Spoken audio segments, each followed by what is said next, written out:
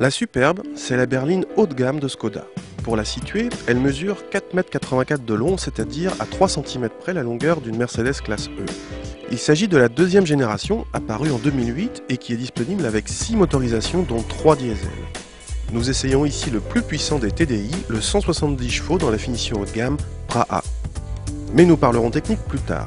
Commençons plutôt par ce qui fait la particularité de cette Superbe, son coffre.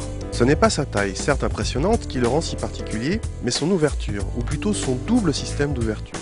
Il peut au choix s'ouvrir façon malle arrière ou façon haillon. Étonnant, non? Bon, ça fait plus gadget qu'autre chose, mais en tout cas ça singularise. Il n'y a que la BMW série 5 GT qui propose la même chose. Autre particularité, l'espace aux jambes à l'arrière.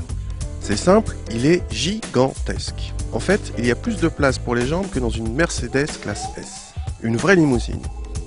Ah oui, et puis une autre gâterie tant qu'on y est, la porte arrière gauche recèle un rangement pour parapluie.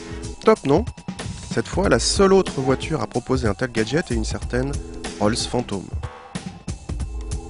Allez, on reste à l'intérieur, mais cette fois à l'avant. Un petit mot sur la planche de bord, impressionnante en termes de qualité perçue, nettement plus flatteuse par exemple qu'une certaine Volkswagen Passat. Bon, et à conduire tout ça, ça donne quoi?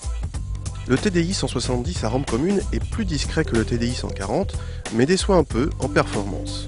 En fait, quand il est associé à la boîte DSG comme sur notre voiture, il s'apprécie surtout par une certaine douceur malgré un léger grondement permanent.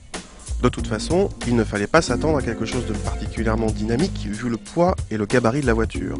En fait, c'est même plutôt l'inverse. Cette Superbe se montre placide, mais en même temps très sécurisante. Le niveau de confort aurait pu être excellent vu l'espace disponible, mais les roues de 17 pouces de série sur la finition PRA-A rendent la voiture un peu ferme.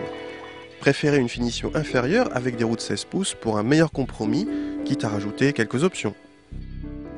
Pour finir, un autre atout et non des moindres, malgré certaines prestations dignes des catégories grand luxe, elle s'affiche à des prix tout à fait raisonnables, catégorie Mégane.